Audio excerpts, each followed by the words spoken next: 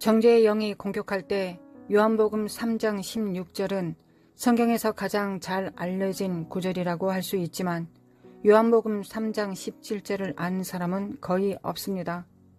오늘 이 구절에 대해 이야기하겠습니다. 요한복음 3장 16절과 17절이 수백만 사람들의 삶을 바꿀 수 있다고 저는 믿고 기도합니다. 지금 제가 말하고 있는 것과 같이 정죄 아래 살고 있는 믿는 자들이 너무 많습니다. 사탄은 매일 정죄로 믿는 자들의 머리를 치고 있습니다. 마귀의 더러운 속임수 가방에 있는 가장 큰 무기는 정죄입니다. 정죄하는 것은 유죄를 선고하거나 처벌을 선고하거나 판결을 내리는 것을 의미합니다. 정죄 때문에 많은 사람들은 하나님을 화난 하나님으로 알고 있습니다. 우리가 잘못한 것이 있는지 기다리시며 눈살을 찌푸린 채 주먹을 불끈 쥐고 우리의 일거수일투족을 지켜보시며 하나님의 강한 손 아래 우리를 부수시는 하나님으로 사탄은 오해하게 만들고 있습니다. 요한복음 3장 16절부터 17절 하나님이 세상을 이처럼 사랑하사 독생자를 주셨으니 이는 그를 믿는 자마다 멸망하지 않고 영생을 얻게 하려 하심이라.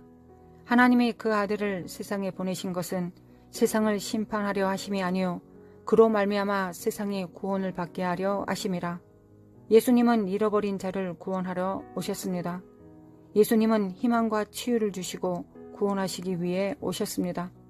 예수님은 정죄하시기 위해 세상에 오시지 않았습니다. 그는 이미 길을 잃고 하나님과 분리된 세상에 오셨습니다. 사탄은 고발자입니다.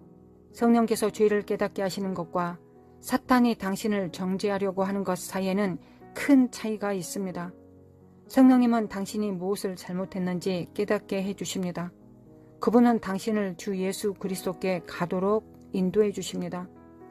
성령님은 당신의 죄 때문에 경건한 슬픔으로 당신을 주님께로 이끕니다.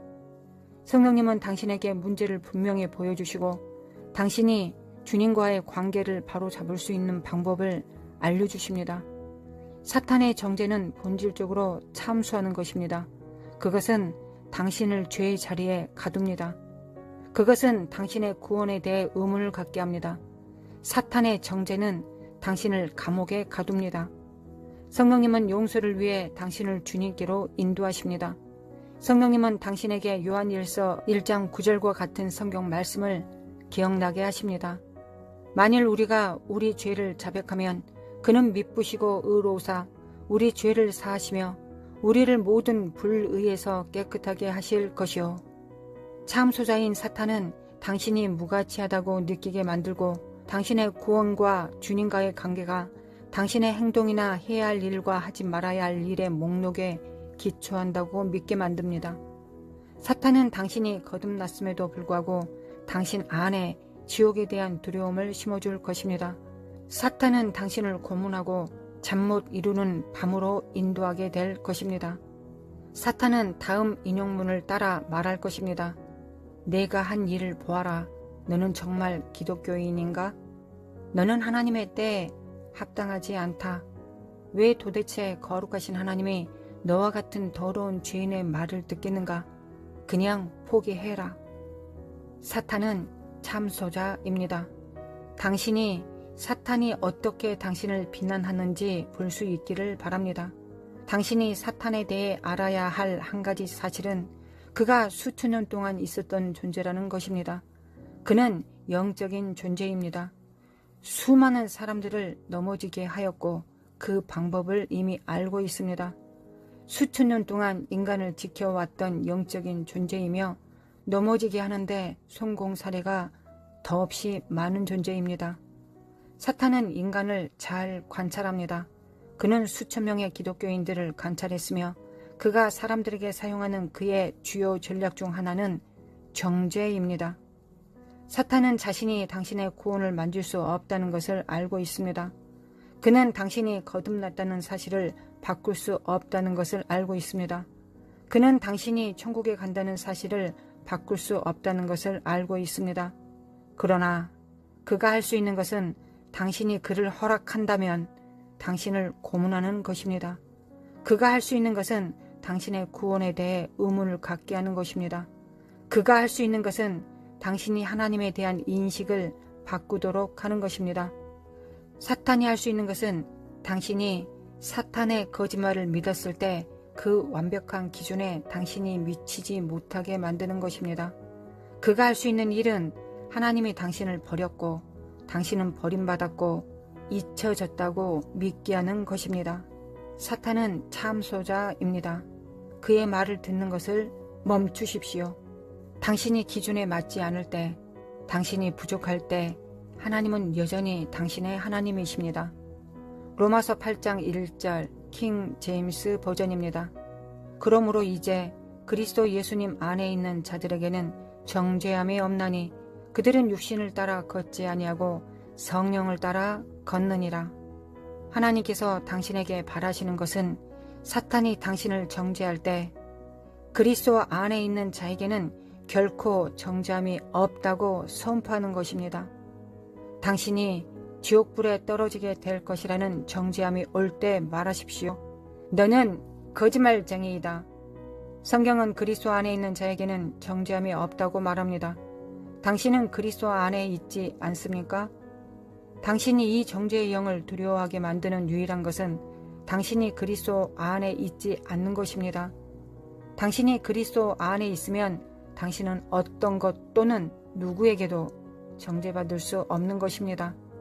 당신은 악마가 당신을 과거에 묵도록 허용하고 있습니까? 당신의 추악한 과거에 시달리고 있습니까? 그리스도 안에 있는 거의 모든 사람들은 추악한 과거를 가지고 있습니다. 당신은 그것을 놓아야 합니다. 당신이 전진해 나갈 수 있도록 과거를 놓아주도록 하나님께 간구해야 합니다. 지금이 그것을 할 때입니다. 지금이 과거에서 멀어져야 할 때입니다. 과거가 당신을 정죄할 것입니다. 추악한 과거를 떠나는 것이 어렵다는 것을 알고 있습니다. 그러나 당신이 스스로 해야 한다는 말이 아닙니다. 당신이 스스로 노력해야 한다는 말이 아닙니다. 당신의 과거보다 더 강한 능력이 필요합니다. 당신을 자유롭게 해줄 그 능력이 필요합니다. 더 이상 정죄가 없습니다. 당신 안에 그것을 허용하지 마십시오. 당신은 최선을 다해 그것을 허용하지 마십시오. 사탄에게 오늘은 아니다 라고 말하십시오. 그에게 거짓말쟁이라고 말하십시오. 그는 항상 거짓말쟁이였습니다. 이 정죄에 대해 알아야 할 또 다른 사실은 그것이 확신을 없앤다는 것입니다. 기도로 당신이 하나님께 나아갈 때 그 고발자는 와서 당신을 정죄합니다. 당신의 믿음을 사라지게 할 것입니다. 당신이 하나님에게서 멀어지게 하는 당신의 삶의 어떤 것이든 그것은 마귀로부터 온 것입니다. 정죄는 크리스천들에게 진짜 문제가 됩니다. 하루는 자신이 구원받았다고 믿고 다음 날에는 정죄 때문에 구원받지 못했다고 믿는 사람들이 너무 많습니다. 정죄 때문에 하나님께 나아가는 것을 두려워하는 사람들이 너무 많습니다. 정죄로 인해 하나님의 놀라운 은사를 가지고 사용하지 않는 사람들이 너무 많습니다. 정죄로 인해 주님과의 관계가 방해받는 사람들이 너무 많습니다. 정죄로 인해 하나님이 더 이상 그들을 사랑하지 않는다고 생각하는 사람들이 너무 많습니다. 하나님이 그들을 더 이상 사랑하시지 않으신다고 생각하며 훌쩍거리고 우는 기독교인들이 있습니다. 하나님은 당신을 사랑하십니다. 당신은 그분의 것이고 그분은 당신의 것입니다. 당신의 자녀 중 한 명이 무언가를 하면 자동적으로 그들을 버리고 그들과 아무 상관이 없기를 당신은 원하십니까? 아닙니다. 당신은 그렇게 하지 않는데 왜 하나님은 그렇게 하실 거라고 생각하십니까? 하나님은 용서의 하나님이십니다. 당신이 회개하러 주님 앞에 나오면 결단코 하나님은 당신을 귀찮아하지 않으십니다.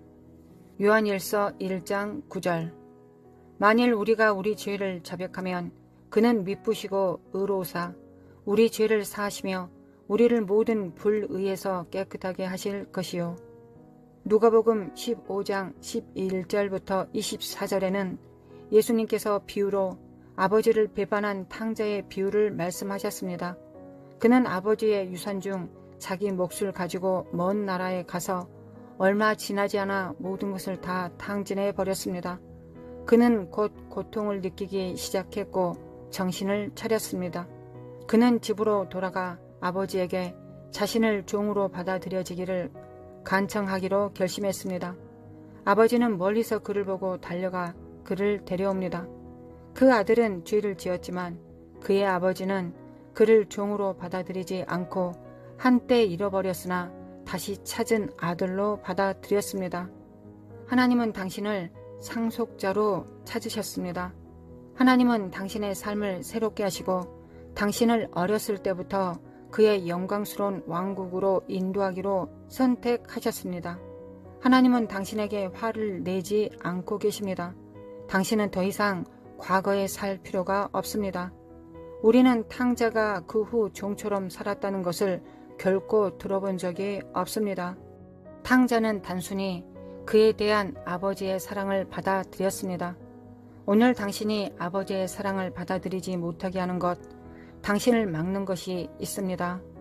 하나님은 당신을 그분의 자녀라고 부르시는 것을 부끄러워하지 않으십니다. 그러므로 당신은 하나님의 자녀로서 당신의 새로운 현실을 받아들이는 것에서 물러서지 말아야 합니다. 우리는 하나님의 말씀 위에 세워진 우리의 마음의 지점에 도달해야 합니다.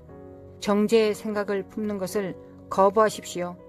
하나님께서 당신을 원치 않으시고 당신을 귀찮아하신다는 생각을 거부하십시오.